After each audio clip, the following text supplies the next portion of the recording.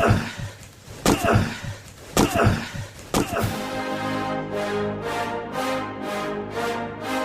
rolls out to the right, pitches off to Taylor, and Taylor's to the 20, down to the 15, down to the 10, 5, 4, 3, 2, 1. Touchdown, Billy Taylor! Touchdown, Billy Taylor! Billy Taylor scored a touchdown from 21 yards out. The crowd goes berserk. It was November 22nd, 1969. That they came to Barry, Michigan, all dressed in maize and blue. The words were said, the prayers were read, and everybody cried. But when they closed the coffin, there was someone else inside. Oh, they came to Barry, Michigan, but Michigan wasn't dead. And when the game was over, it was someone else instead.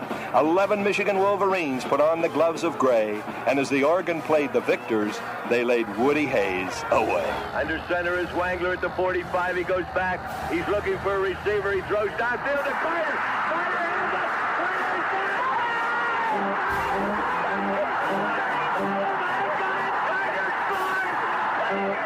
Who's got it better than us? Nobody!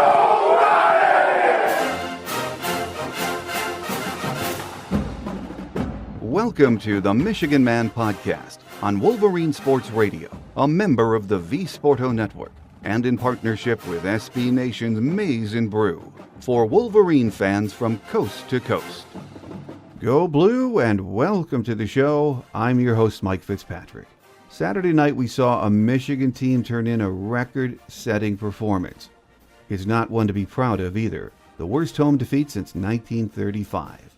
Joining us in just a few minutes with his thoughts on the state of affairs in Ann Arbor will be beat writer Aaron McMann from MLive. First, my view from Section 17 to get us going. After Saturday night's game ended, I turned off the TV and vowed not to think about what I had just watched for at least a couple of days. I'm not sure about you, but when we got down 14-0 in the first quarter, I had bad vibes. I was hoping we would overcome the early mistakes, settle down, and make it a game. It didn't take me long to realize that wasn't going to happen. We looked confused and deflated. In my lifetime as a Michigan fan, it was a look I have not seen very often. We've had bad nights before, but nothing like that one, and at home. In a year that has been one to forget in so many ways, I was hoping Michigan football would give us a fun-filled break from reality and hope for the future. Instead, we prepare for another road trip, this one to Rutgers, and another night game. Now, the optimist in me says, okay, it is what it is, but let's regroup and start to play with pride and grit. The pessimist in me says, I'm not sure that can happen. This team's confidence is shattered. They are young, and they know what their fans are thinking and saying. They know controversy is now swirling around their head coach. They also know how they can change all of that by buckling up their chin straps and playing for each other and with a newfound determination and some better coaching. It won't be easy, it never is, but they have to individually and collectively make a decision that enough is enough. Will they and can they? Stay tuned. My guest today says he doesn't think there is enough time this season to right the ship. Up next on our Game Day segment is beat writer Aaron McMann from MLive, here on this week's Michigan Man, so stay with us.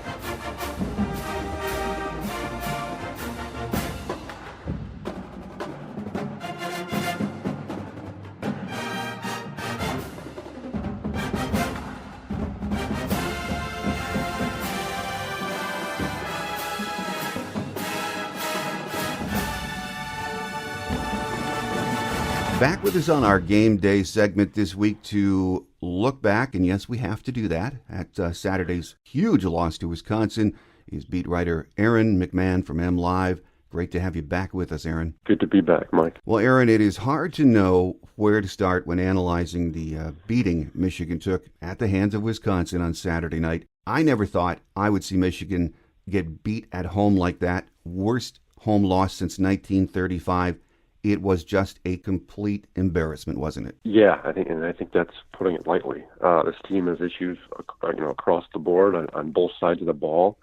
I think we knew of some of them coming into the Wisconsin game, given the results the previous 2 weeks. But I think in most cases they're amplified. They've got issues to clean up. They've got personnel issues to worry about. You have the coaching, question marks. This team has a lot of problems right now, and I think the opponent coming up this week helps. But the last 3 weeks I think has to have most Michigan fans concerned, and rightfully so. No, absolutely. Let's break it down and get your thoughts by position group, Aaron, and how we performed on Saturday. And let's start with the focus, quarterback. Joe Milton had a brutal night. Cade McNamara replaced him. He looked pretty good. Your thoughts on their play? Yeah, Joe is interesting because I think he's regressed since week one. I thought they did a good job against Minnesota week one of kind of bringing him into the offense, kind of getting him settled in. And it seems like ever since then he's looked unsettled. He looks uncomfortable back there. He looks like he's forcing balls, and that was the case Saturday. I thought that first interception that passed to Nick Eubanks, he was forced into traffic. There was like 3 Wisconsin defenders right there. Now it hit Nick in the chest. I think it was probably a ball he should have caught. But when something like that goes awry, where it bounces up, it's prone to get picked off, and that's exactly what happened. And then that second interception, I'm still trying to figure out what Joe who Joe was throwing to. I know there were some receivers behind the linebacker, but they were way behind him. So it was I think it was a bad read. It's been a situation in the last few weeks where it seems like Joe's making poor reads, and that's a symptom of a quarterback who's uncomfortable in the pocket, who's maybe doesn't know where to go with the football, doesn't know where the play should go, and I think that's the concern. Joe's been in the program a couple of years now. It's not like he's a true freshman. He's had to watch other guys ahead of him. He's got support around him from a coaching perspective. And again, he looked like a quarterback who was scared and just uncomfortable and not playing well. And I think that's one of the reasons why you saw Jim Harbaugh make the call there late in the third quarter to throw in Cade McNamara, the redshirt freshman. Cade, had that really good first drive. Slinging the football around, made some good throws. But again, that's one drive in one game, and Wisconsin didn't have much tape on him. So I'm curious to see what happens here going forward. I asked Jim Harbaugh after the game if he's going to consider making a quarterback change, and he said yes. It's up for evaluation like pretty much everything else is. But I have to think at this point, given the last 3 weeks of Joe's regression at the position, in Michigan's 1-3 start, I have to think Michigan's going to have to consider giving Cade a chance here, especially Saturday, given the opponent. It's really dicey from a coaching perspective because, granted, this is a COVID season. We're midway through that schedule, and you don't want to shatter your young quarterback's confidence, which I think right now you hit it. He looks nervous in the pocket. He looks unsure of where he's going with the ball. That confidence has to be boosted up, doesn't it? Yeah, it does. And you saw after Joe got pulled in the third quarter, I think the TV cameras caught, Jim Harbaugh sitting on the bench next to him, talking to him, I'm sure explaining what was going on and why. But you're right, you can't shatter his confidence at this point. Not for anything else, but Michigan just lacks depth at the quarterback position at this point. They don't have Dylan McCaffrey at their disposal. Cade McNamara, as I said, is a redshirt freshman. And then this was really his first game he's really played in since he's gotten to Michigan. So he's obviously inexperienced. And then you've got a true freshman sitting on the bench in Dan Villari, who's a last-minute addition to the recruiting class. And I'm curious if whether he's able to play at this point. So Michigan, they're going to have to choose a decision. They're going to have to make a decision here at the quarterback position. It's to either ride with Milton or throw McNamara in there. But yeah, if you do decide to go with McNamara, you risk. You run the risk of Joe losing his confidence and kind of, poo-pooing this season, which is at this point, a legitimate possibility given Michigan's 1-3 start and Joe's, poor play the last few games. Well, let's talk about the offensive line. We were without Ryan Hayes and Jalen Mayfield again, and the line just could not get any push, which really is the number one contributor as to why this offense is so stagnant, isn't it, Aaron? Yeah, I think the reshuffling the last few weeks certainly hasn't helped. We talked kind of coming into this year of the inexperience and just the new guys up front. And I thought they handled themselves week one against Minnesota, where Michigan had a couple of big explosive runs, but since then there's been virtually nothing. I actually did crunch the numbers today, and Michigan's stable running backs four running backs have combined for just 363 rushing yards in 4 games. So they're just not getting a ton of push up there, getting those explosive runs that Jay Harbaugh wanted week one. In between the lack of push and the lack of protection up front, it's made it difficult for Michigan to get comfortable with their offense early in these games. And I think that's so paramount with a new quarterback and some young receivers, is just try to get things going early on. They were able to do that against Minnesota. But since then, teams have just taken it away. They stacked the box, early on against Michigan. They made it difficult for Michigan's offensive line and kind of put pressure on them early. And that's kind of why you've seen, I think, this offense spiral so early here in these games. You mentioned we're just over 300 yards total from our backfield trio, or however many backs we're running in there, held to under 50 yards rushing for the second consecutive week. We saw Hassan Haskins, Blake Corum, Zach Charbonnet get carries. I thought Zach ran really hard in what very few opportunities he got, but there were no holes. Still a disappointing night, or 3 games in a row from our backs, isn't it? Yeah. I'm trying to figure out why they haven't given Hassan Haskins more carries. I mean, he's leading the team 7.8 yards per carry. He has 3 touchdowns. He leads the group 163 yards. Yet he only has 2 more carries than Blake Corum at this point. It seems like Josh Gaddis is trying to establish Corum in this offense. They like his speed, they like his ability, but he's still, still true freshman. And you're right, he's running behind that offensive line that struggled to get holes. Michigan's they've got some experienced guys back there. As we all know, Chris Evans is there, hasn't gotten a ton of action. Charbonnet only has, like you said, only 13 carries so far. They got to figure that out. And I was curious coming into this year how that was going to work, because, like you said, they've got really 4 backs they can lean on. But, Jay Harbaugh talked about their different abilities and everything else, and they just haven't utilized these guys a ton. Maybe it's because of the concerns with the offensive line, question marks with Joe Milton. But they just haven't gotten the production they wanted, and that's obviously contributed to Michigan's offensive woes here early on. I think, Aaron, a lot of it, though, is situational. You heard Kirk Herbstreit saying that Jim mentioned before the game, one of the keys was get ahead early or get a good start. And in the last 3 weeks, we've been down right out of the gate, and that sort of takes you out of your running game. When you get down a couple of touchdowns in the first quarter, then you have to throw, and they just start loading up the box. It is a dilemma. Yeah, and that was the case a couple of weeks ago against Indiana. They just, they fell behind early. I think they had 18 total carries for the game. The second half, it just seemed like they were throwing the ball a ton because they had to. They were down multiple scores, and that was, like you said, the case Saturday against Wisconsin. They go down 14-0 early, partly because of the offense and the interceptions. But then they find themselves trying to establish, a rhythm offensively. It's something they weren't able to do until midway through the second quarter. And by that point, they're down 21-0 and just reeling. The issues up front with the offensive line, inability to establish a run game has basically made this offense one-dimensional. And when you do that and force them to throw the ball as much as they have, with a quarterback who clearly isn't comfortable in the pocket, it's a recipe for disaster. And we've seen that here the last couple of weeks. Well, let's touch on the wide receivers and tight ends. The pass protection from the offensive line was, good enough on Saturday night. But again, other than Ronnie Bell, those receivers are not getting much, if any, separation to help Milton, are they? No. And they've had to try to lean on the tight ends for production, and they've struggled too with drop passes. You saw a couple of bright spots there late in the third quarter when Cade McNamara came in the game, when he hit Giles Jackson, Mike Samuelsville. But you're right. Early in the game, when they needed to create separation, get open, they were struggling to do so. And I think part of that too is on Joe Milton, unable to maybe read potential guys are open or able to get the ball there. But Ronnie Bell has really, through the first 4 weeks, been Michigan's only reliable option. Roman Wilson was a bright spot those first 2 weeks. He was virtually non-existent Saturday. So it's Michigan's passing game is concerned. Is concerned just like the rest of the offense. Because when you lean on Ronnie Bell as your number one guy, while he's athletic and get open and everything else, I don't see how your offense can function wholly. Because as we all know, Bell has he has a tendency to drop balls. He looks decent so far early in the year, but they haven't really had that lean on guy, that go-to guy that they can rely on, like Nico Collins that they had the last couple of years. Well, let's switch over to the defense and start with that defensive line, Aaron.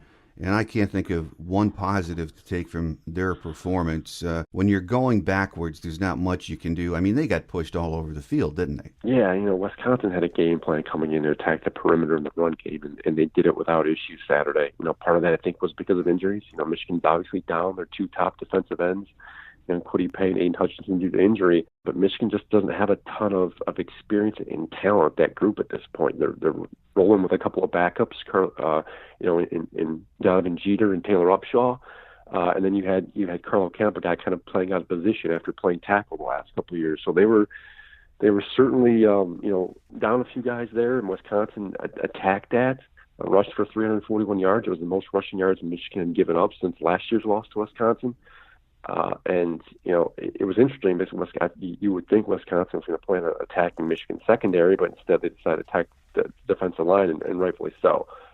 Michigan just doesn't have a ton of playmakers. They haven't been able to get a ton of pass rush the first 4 weeks up from the front four, and that continued on Saturday. Well, right, and as Jim Harbaugh said after the game, Michigan's front did not set the edge, did not keep contained, not even once. That's what he said, not at all. And, if your front is not maintaining contain, you have to get help from your linebackers. But it seemed like Ross and McGrone were out of position, playing very fast, especially on those jet sweeps. Wisconsin just ran over and over. A disappointing night from the linebacker group, too. Yeah, they're in a pickle, too, because you got the secondary clearly struggling. So I think they're kind of, wondering, where they should go. Should they help the secondary? Should they be in pass protection? Should they guard the line? And that goes back to Michigan's flaws with the secondary. They're leaky back there. They know it. So I think they feel like they need to add extra help there. And that puts, like I said, the linebackers in an interesting position. Saturday that, Wisconsin decided to establish the run game that would in theory, bring the linebackers up, but it seemed like they were a step or two behind. And that resulted in Wisconsin. I mean, they had 4 or 5 plays of 15 yards or more, a couple of 30-yard plus plays, and that just kind of opened things up for their pass game, and then obviously they're able to run the ball up the middle too. Well, let's talk about that secondary for a minute. As you mentioned, Wisconsin really did not have to test our secondary too often because they were just running at will. No need to. And I guess the performance back there in some areas was okay. I mean, Dax Hill continues to play hard and I think smart. And the corners at least look better. Your thoughts on the play back there? Yeah, you nailed it. And I rewatched the game on Sunday, and I thought they were better. But again, the opportunities were fewer, so there were less chance for Wisconsin to get those bigger plays. But I thought Jamon Green played relatively well for a second straight game. Vince Gray played better. The group was still penalized too much. Still gave up some big plays. You're right. Dax Hill was all over the place. That was one of the things that kind of stuck out to me when I rewatched the game, is how he was all over the football, all over the place, and that's not really surprised. I mean, we've heard so much praise about Dax and his athleticism and his speed and everything else, and he's playing fine. What's caught me off guard here the first 4 weeks has been the play from Brad Hawkins. I mean, it hasn't been up to par of maybe what we expected. He was penalized on Saturday. He's been beaten in coverage a couple of times the last few weeks. But it just seems like the secondary just doesn't have it together. They're not cohesive. The communication's been lacking. Whether that's the dysfunction from where that the dysfunction stems from the issues with the coaching staff. They're obviously been without their safeties coach Bob Shoop now for the better part of the last month. I don't know, but it just seems like that secondary is out of sorts. And maybe thankfully for Michigan, I don't know. They weren't tested a ton on Saturday. Well, we are basically at the midway point of this COVID season, and if you're grading out some of the coaching performances, starting with Josh Gaddis, his game planning, his calls during the game, how would you grade him out? Probably a D. I thought he did week one of trying to establish Michigan's offense. They were able to do so and get Joe Milton comfortable. But and then week 2 against Indiana, or week 3, excuse me, after the loss to Indiana, he made some good calls, but by and large, it's been a struggle. They continue to not try and throw it on the field. It makes me wonder if they question Joe Milton's accuracy and ability to throw it on the field. But it seems like they continue to go back to the well. With the screen passes and the running game. Like I said, they're trying to fit Blake Corum into the offense, and I get it. He's young, they like his speed, but he hasn't been able to break many of those big plays. But Gaddis has struggled, just like most of Michigan's coaching staff. But yeah, probably a D at this point. And the guy that's getting the most heat by far is defensive coordinator Don Brown. How would you grade his performance so far? Yeah, probably something similar. He has been, He's lost a couple of guys. I think I was on your podcast before the season even started, but I thought Ambry Thomas's departure would hurt Michigan's Michigan team in general more than any other opt-out. And right now, I think right now it's proving that they don't have that experienced go-to quarterback they can put on the team's leading receiver. You're seeing a couple of guys kind of look as they're works in progress at this point. They're learning on the fly. And against Big Ten offenses, against some of these explosive offenses that we've seen, like in Indiana, you're going to struggle. But Don Brown, I think he's failed to in some the first few weeks. I thought they did a poor job, with the second half adjustments, and that's something Don Brown's been really renowned for the last few years. If they struggled in the first half, they would bounce back in the second and do a good job of limiting opponents. That just hasn't been the case these first 4 weeks. 21 points in Wisconsin on Saturday. Michigan State continued to struggle football week 2. He's I think like Gaddis, he deserves probably a D, or you can even make the argument he deserves a failing grade enough. And of course, the guy that catches all the flack, rightfully so, is going to be the head coach, Jim Harbaugh. How would you grade him out? Yeah, something similar, probably a D or an F. The organization clearly hasn't been there. I thought, again, we keep going back to week 1 against Minnesota. I thought they came out really well prepared. It seemed like they had taken the offseason seriously and everything else. But since then, it's been a long downhill spiral since. I do think injuries play a part. They've lost some key guys on both sides of the ball that I think would have played a difference in some of these games. But I'm not sure the results would have been much different. Michigan they're lacking talent and cohesiveness at this point, really leadership. Michigan, before the season started, named 7 captains, and Jim felt like he had leaders at multiple positions and guys that have been here for a while. That they knew how things worked. But right now, everything seems in disarray. They're losing football games, and like Jim said after the game Saturday, it falls on him, and it does. So they're 1-3. They've struggled the last couple of games. I think his grades, just like Don Brown and Josh Gaddis, deserve to be a D or an F. I think at this point. Many of us that have watched Michigan football for years have noticed something that to me is really worrisome in the last 3 weeks. Something we haven't seen very often with a Michigan team, sort of a lack of fire. Even Kirk Herbstreit was mentioning this on Saturday night. Poor body language. I think it's safe to say this team really has very little confidence right now, and that is dangerous, Aaron. It is. When you lose by these games the way they have, close against Michigan State, a team that's still trying to find themselves. They've struggled, in their other games. They got a first-year head coach. Then you lose that 3-decade-long winning streak in Indiana. Then you come in here and it's a similar result as last year's game at Wisconsin, when Wisconsin's coming off 3 weeks where they hadn't played. Michigan just hasn't played well. They haven't looked good doing it either. And I think that's the most concerning thing. It would be one thing if these games were close and they were competitive and you can point to and say, hey, we're making progress. They're getting better. Give them time. That just isn't the case. It's almost like it's gone in the opposite direction. And that falls on the coaching staff. That falls on the lack of leadership. And you wonder how low or how bad this is going to get. Well, in his post-game presser, Jim took full responsibility, as you mentioned, for what we're seeing, which he should. He's the head man. But it was almost shocking to me watching him. Bo Schembechler used to say one of his primary purposes in a post-game presser was in some ways to send a message to his team because he knew they would either watch later or hear. And that message to me seemed that he was at a complete loss as to what's happened and how to fix it, Aaron. Yeah, you nailed it. It almost seemed like he came off, but it was broken down. It was a concerning tone, because typically after these games, Jim he tries to find something to be upbeat about. Whether it's their ability to bounce back or an area where maybe they improved. He didn't do any of that on Saturday. He kept taking the blame. He kept saying that the program needs to be reevaluated, from across the board. And that's probably the case at this point. Some things aren't working from a schematic standpoint. Play calls aren't working. Development hasn't happened. Their play is regressing. It's an interesting predicament to be in for Jim Harbaugh in year 6. Folks are clearly upset and frustrated, and they have the right to be. How he bounces back or how they rebound from here is going to be curious. The schedule, at least from a record standpoint, helps them. They got 1-3 Rutgers on Saturday on the road. They've got an 0-4 Penn State team coming up as well. So there are some possibilities or opportunities here for them to get back on track. But it's hard to be upbeat at this point, just given their play. They have played some good teams. Indiana looks better than maybe some of us thought they would be.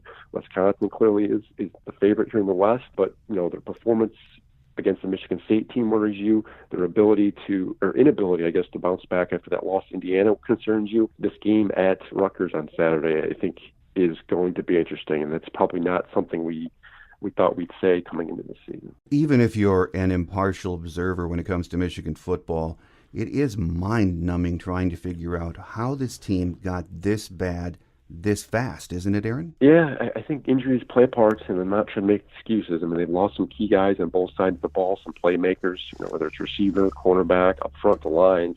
I think it's a combination of that. I think it's a combination of just a massive talent drop-off from the starters to the backups. Schematic issues, and then you've got a loss that I think that loss against Michigan State was huge. I mean, it was draining mentally. I think that wasn't a game that they were expected to lose. They were 2 touchdown favorites going in. They were coming off a high of that performance against Minnesota. But yeah, I don't know what to say at this point. It's difficult to try and diagnose because it's not just one thing; it's multiple things. And it's kind of hit this program, all at once. You can make the argument that last season, finished with disappointment, and it was. But they went 9-4. They played well in certain games, and they held up. They beat the teams they were supposed to beat. This year, so far through 4 games, they've lost 2 games they probably should have won, or at least history would say they would have won. In years past they would have. So this doesn't look like a Jim Harbaugh team at this point. They look unprepared. They're lacking fight.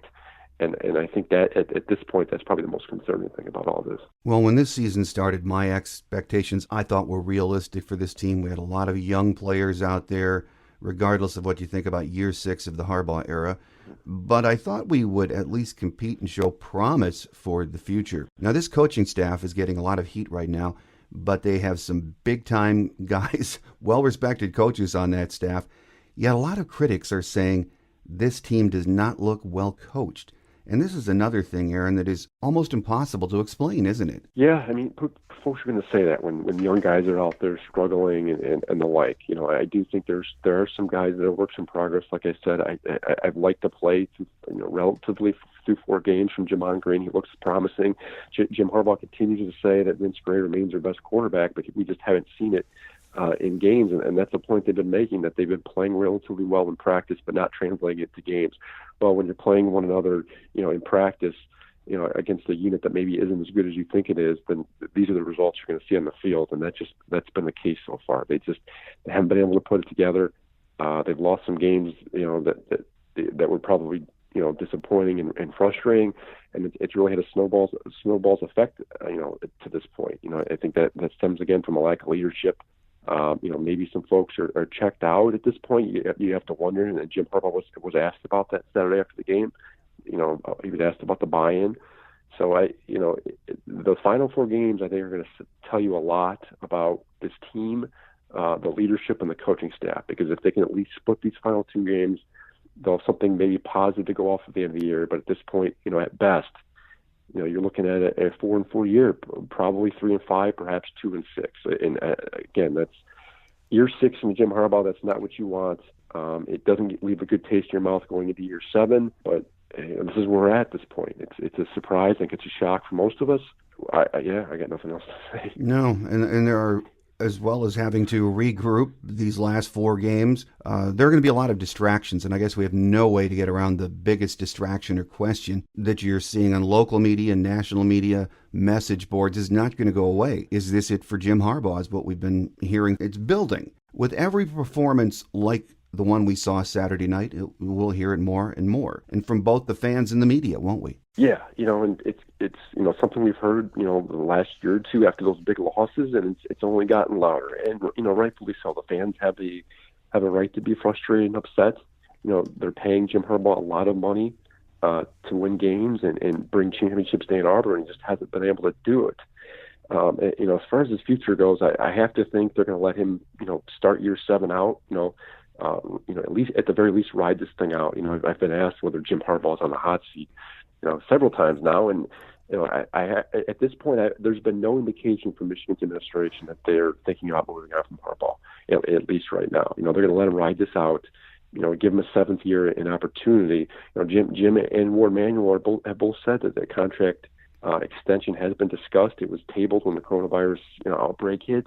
So that tells me that Michigan still, at least intends on extending him. Whether that has changed at this point remains to be seen. The results obviously haven't been what they wanted. But people like to question, Jim Harbaugh on the job he's done at Michigan. I don't think anyone can question the coach, his ability to coach.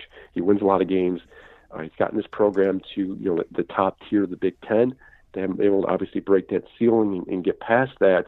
But Michigan, by and large, has been competitive. This perhaps could have an effect on that. You're right. The more they lose, the louder the fan base is going to get.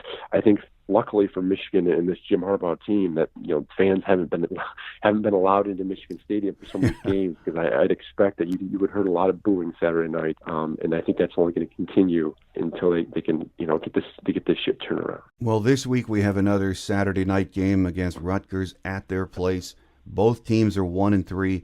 But Rutgers has been more competitive from what I've seen in their losses. On paper, this looks like the last, maybe Penn State on paper looks like a winnable game for Michigan, but those are the only two we can say that about right now. Yeah, I mean, the fact that we're saying that, going into a game against Rutgers, who also, a team that also has a first-year head coach in Greg Schiano, is, says a lot about the state of the program at this point. But you're right, Rutgers has been competitive in some of these games they've lost. They gave Ohio State a challenge to some degree. They played competitive with Indiana. They probably lost the game Saturday against Illinois. They probably should have won, but I think that's going to be the case with a team that didn't return a ton of talent and has a first-year coach. But it seems like these two programs are in very different spots at this point. Rutgers is they want to play for Greg Schiano. They look good, relatively good doing it. And Michigan's just very different. That they're on a 3-game losing streak. Their body language is something different, and you have to wonder that this game could be close. I think the Vegas line odds maker said at least as of yesterday they had Rutgers Michigan as a 9-point favorite. I suspect it'll probably come down to one possession or two. But this is a game like you said, Michigan should win. They probably will win. But how competitive they are doing it, or how they look doing it, I think is going to tell you a lot about how these Final Four games go. Well, last question for you, Aaron, before we let you get away. After what you've seen the last 3 weeks, do you think there's enough time to right the ship this season, or is Michigan just unfixable right now? I don't think there's enough time. I mean, they've got 4 games left over the next 4 weeks. There are no bye weeks to get calm and get some practices under your belt where you can just kind of work on things. Because here on out, they're preparing for an opponent. We talked about Rutgers, and then after that, it's Penn State, and then Maryland, and obviously you got the one at the end against Ohio State. I suspect this is probably going to be a similar case at the end of the year. I don't see Michigan getting much better, especially if they don't get back some of these key guys on the offensive line. It's going to be, I think it's going to be a tough go for the rest of these final 4 or 5 games. I would be surprised if Michigan can win anything more than 4 games at this point. Yeah, it's going to be a rough go of it. I think you're going to see an off season perhaps of changes. Maybe Jim Harbaugh makes some changes with the coaching staff. They're going to have to make some decisions in key personnel groups. But I think at this point, the only thing you can look to as a positive is progress. You have to look at some of these maybe young defensive linemen that can kind of get going. Maybe you can hope for some progress in the secondary. But again, they're going to have to do it against opponents. And some of these teams are pretty good. Maryland has obviously taken a jump. They've shown that they can throw the ball and score a lot of points quickly. And then you've got Ohio State, another perennial national college playoff contender. So it's going to be a rough go, I think, down the stretch here. Michigan, like I said earlier, best case scenario at this point is, probably 3-5, 4-5, but we'll see. But we have an opportunity Saturday night in Piscataway against Rutgers, and you've got to start somewhere. So let's hope the turnaround, or at least improvement, starts this Saturday night. Big BTN game on Saturday night also. Our guest today, as we've reviewed the Wisconsin game last Saturday and talked a bit about a big game for Michigan this Saturday, has been beat writer Aaron McMann from MLive. Aaron, always a pleasure having you on the show, and we look forward to that next visit. Yeah, you bet, Mike.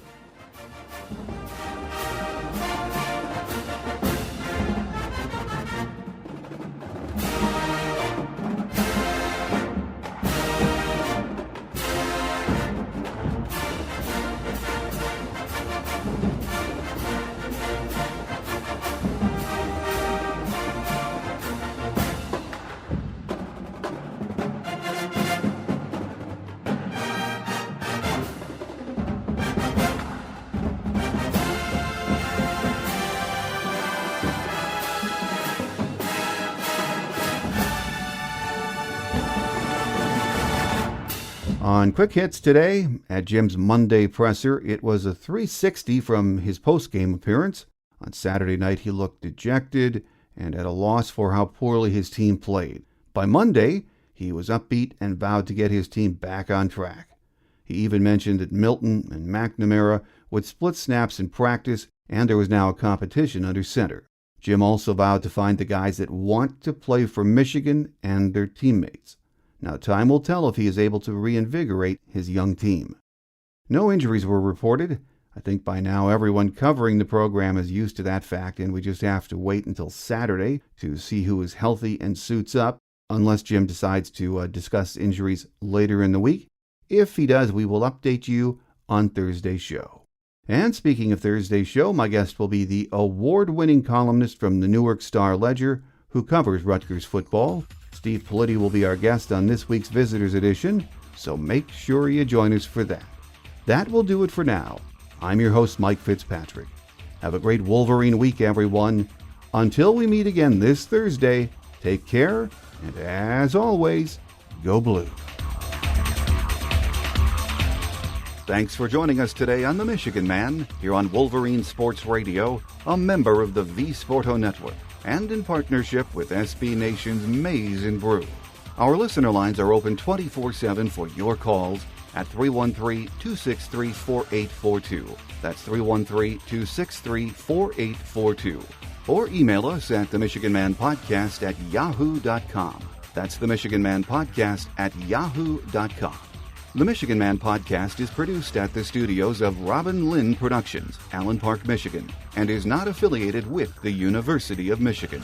Go Blue!